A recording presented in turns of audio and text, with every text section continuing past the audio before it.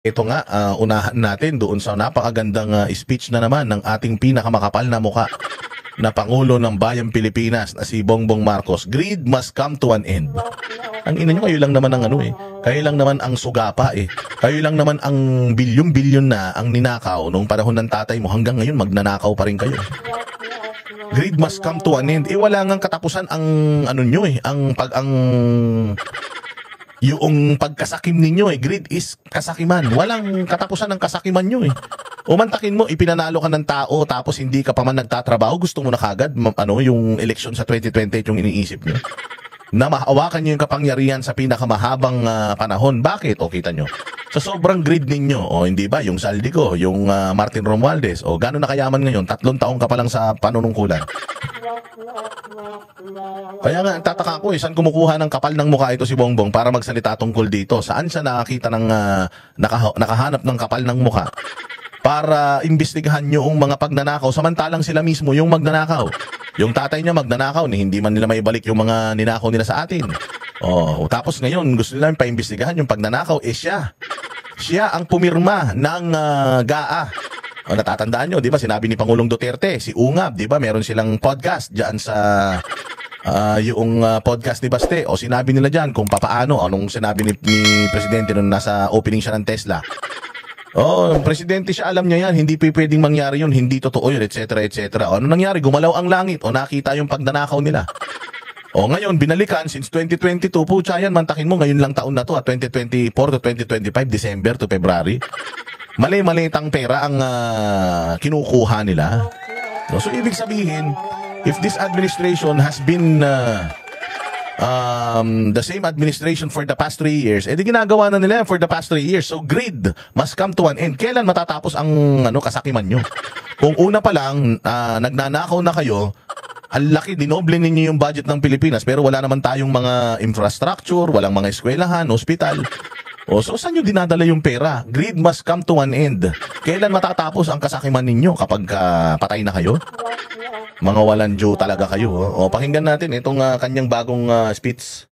Ang abuso at kasakiman sa gobyerno. Yan ang malamang pahayag ni Pangulong Bongbong Marcos sa gitna ng umiinit na investigasyon sa flood control projects. Pero si VP Sara, pinuna ang anyay kapalpakan ng Pangulo. Nasa frontline ng balitang yan, si Maricel Halili.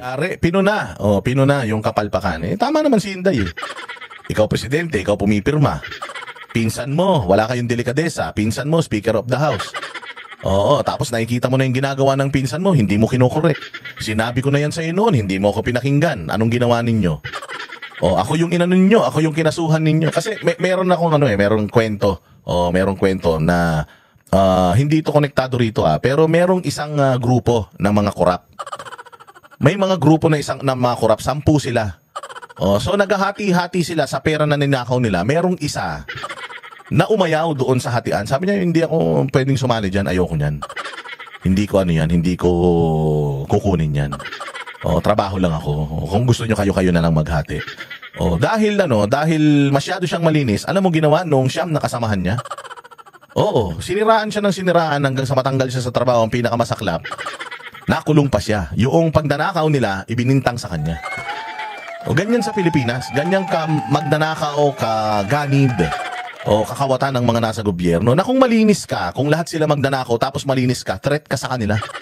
Na baka ikaw ang maging sakit ng ulo nila. Kaya yung supposedly kikitain mo, na ayaw mong tanggapin, gagamitin na lang nila yun sa'yo. Baka ipapatay ka. O kaya magbayad sila ng mga tao na reklamo ka, tapos sila mismo yung magtuturo sa'yo. Samantalang sila naman talaga yung magnanakaw, ikaw yung malinis. Ayaw mo lang sumama sa kahayupan nila, pucha, kalabang ka na nila. Ganyan na nangyari dito kay Inday Sara Sa gabinete, napapalibutan sila ng mga kawatan at mga kaibigan nito ni Bobo Marcos. Tapos si Inday, gusto lang niya magtrabaho. Wala akong pakialam sa politika, gusto ko magtrabaho. Binigyan niyo ako ng katungkulan, gusto ko lang gampanan. Ayaw nila, sabi hindi. Pucha, ayaw mo nang magnanakaw. So anong ibig mo sabihin? Matino ka, malinis ka, ganun kakanain ka namin. Ganun ang ginawa kay Inday. Dahil hindi siya baluktot, dahil hindi siya kawatan, ngayon, di ba, pinapa-impeach siya. The unscrupulous abuse of power and greed must come to an end. Our people are exhausted. They are disappointed. They are angry. Ang inon to. Galit talaga kami sa'yo. Ikaw lang talaga ang salot sa bayang Pilipinas na feeling namin kung mawawala ka, aalwa ng buhay namin. Nauna ka na naman mag-speech. Ang tagal-tagal mo nang nadiskubre yung mga ghost projects. Hanggang ngayon, nag-iimbestiga pa rin kayo. Hanggang ngayon, wala pa kayong nagagawa. Hanggang ngayon, wala pa kayong napaparusahan. May mga tao na nagsusumbong ng katiwalian, putya yun ang kinakasuhan nyo. Yung mga sinusumbong ng mga tao na ordinaryo na wala namang benepisyo, yung si Orly, walang benepisyo yan. Hindi naman yan tumatakbong sa gobyerno. Hindi naman siya miyembro ng gabinete. Hindi naman siya bilyonaryo. Pero naglahad siya ng kanyang experience dahil nga naawa na siya sa bayang Pilipinas. Mantakin mo, siya pa ang gustong ipakulong.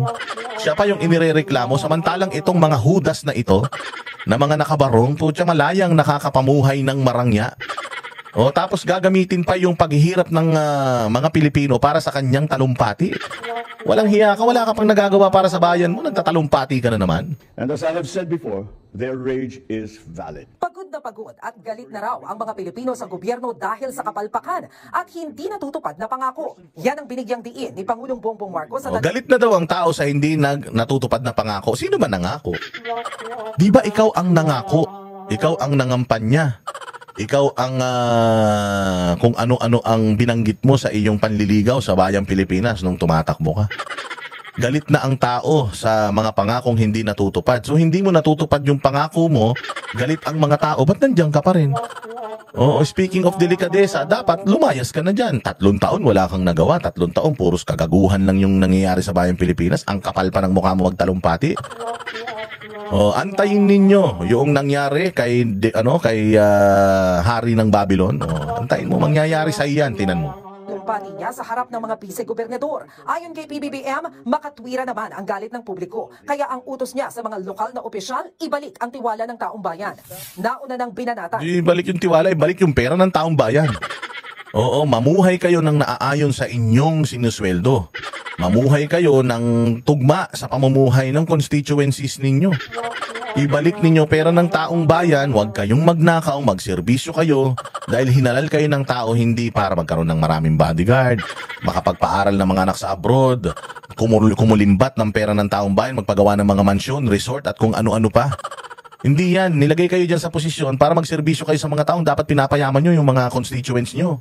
Hindi yung pamilya ninyo. Mga hayop kayo. Vice President Sara Duterte ang umano'y unstable na Administrasyong Marcos. Our institutions are clearly abused.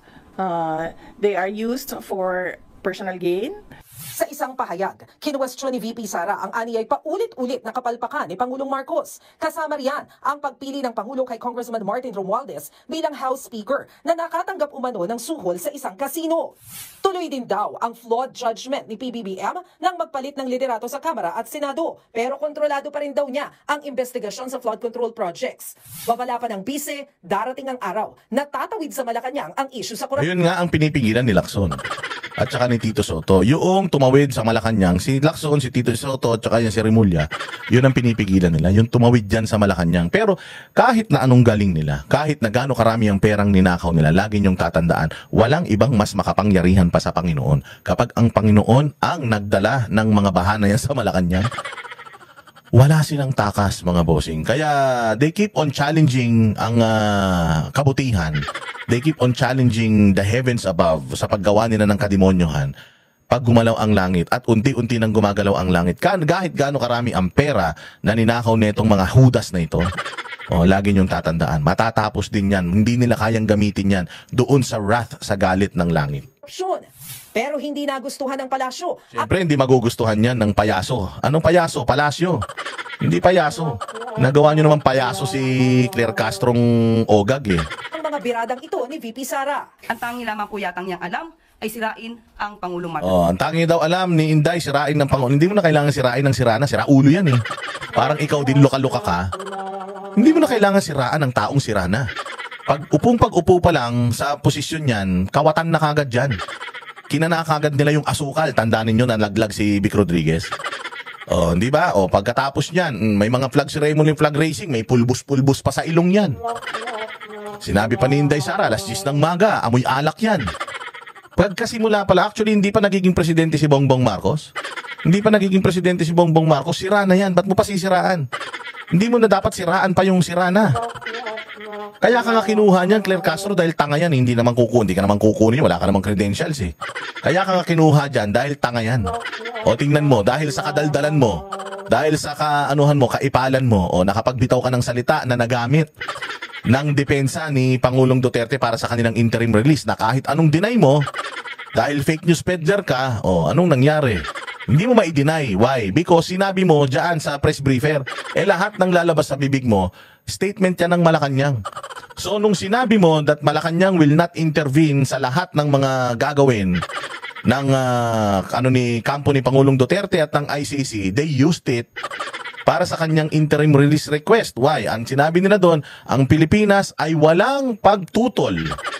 Oo, walang pagtutol doon sa interim release. O, ngayon sinasabi niyo, wala kami sinabing ganyan. Gaga, tanga ka talaga. Ikaw mismo ang nagsabi na ang Malacanang ay hindi tututol at hindi hahadlang sa lahat ng mga hangarin ng depensa, ng prosekusyon, ng ICC. Wala kayong pakialam dahil hindi nga kayong miyembro. Sumulat pa yung amo mo kay Inday Sara na ngayon yun ang ginamit nila. At mukhang malakas ang laban nila ngayon dahil sa kabobohan mo. Kaya naku po, Claire Castro, lagot ka sa amo mo. Pag si Pangulong Duterte nakalabas, pag si Pangulong Duterte na house arrest, lagot ka sa amo mo. Bakit? Kasi nga, masyado kang madaldal. Hindi ka naman dapat nagsasalita ng walang basbas ng Malacanang. Salita ka ng salita. Junior. So wag niya pong ipahid kung ano man ang nangyari noong nakaraang panahon at ng administrasyon sa Pangulo na ngayon na siya mismo nagpapaimbestiga na maanumalyang flood control project. Pinapaimbestigahan niya para ilihis niya yung sarili niya. Tsaka walang anomalya noong panahon ni Pangulong Duterte kasi walang kaso eh. Wala ngang kaso si Pangulong Duterte dyan sa war on drugs eh. Doon pa kaya sa korupsyon sa dami ng kalaban ni Pangulo noong panahon niya, media, vlogger. Imposible naman na wala man lang kahit isa na lumabas ang pangalan ni Pangulong Duterte sa pagnanakaw. Hindi sinisigaw ng tao noon pagnanakaw. Ang sinisigaw ng tao noon, yung nga lang si Pangulong Duterte, naglitsyon nga lang sa birthday, laking issue sa inyo eh. Umuwi nga lang si Pangulo para matulog at magpahinga sa kanyang bahay, laking issue sa inyo eh. Kung may pagnanakaw nung panahon na yun, dapat lumabas na yan. Pero walang lumabas, di ba? Ang sinasabi niya, mayroon daw sinabi si Pangulong Duterte na corrupt din ako, kaya lang naubos ko na. Ang tawag doon, sarcasm, joke, ang tawag doon. Boba. Masyado kang galibol. Lahat ng mga Bisaya alam nila, magaling mang-urot yan si Pangulong Duterte. At pag sinabi niya, lalong-lalo na binanggit niya doon sa setting na icebreaker ang dating, hindi totoo yun. It's the other way around. Masyadong bobo, pati sarcasm, hindi na naiintindihan. Hindi na rin nakapagpigil ang palasyo sa pagkukomento sa girian ni Romualdez at dating Senate. Hindi nakapagpigil ang palasyo sa girian ng Speaker of the House at saka dating Senate President. Hindi ba spokesperson ka ng Malacanang? Bakit pati dito sa awayan ni Chis Escudero at saka ni Romualdez, may pakialam ka? Yan yung sinasabi natin delikadesa. Ito ang problema kapag magpinsan yung mga nasa gobyerno, magkakapatid yung mga nasa gobyerno. Kasi magtatakipan yan, tingnan mo. Ginagamit ni Bongbong Marcos yung kabobohan ni Claire Castro para dipensaan yung pinsan niya. Akala ko ba nag-iimbestiga kayo? Maraming mga expose, lumalabas yung mga pangalan na yan. Kung talagang independent kayo at nag-iimbestiga kayo at partial kayo, kayo ay wala kayong kayo ay balance, kayo ay impartial pala. Impartial kayo ay balanse, wala kayong kinikilingan dahil kayo nga ang nag-iimbestiga. Bakit nyo pinagtatanggol si Martin Romualdez? Bakit kayo nagsasalita? Ang Malacanang pa mismo ang nagtatanggol kay Martin Romualdez.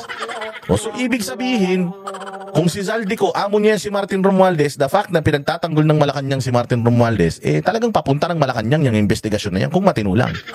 Kaya nga nila tinanggal si Magalong. Isipin mo, ikaw ang nagtalaga kay Magalong, tapos paiimbestigahan mo si Magalong. Tanga ka ba? Ganyan kabobo si Bongbong Marcos, Diyos ko po.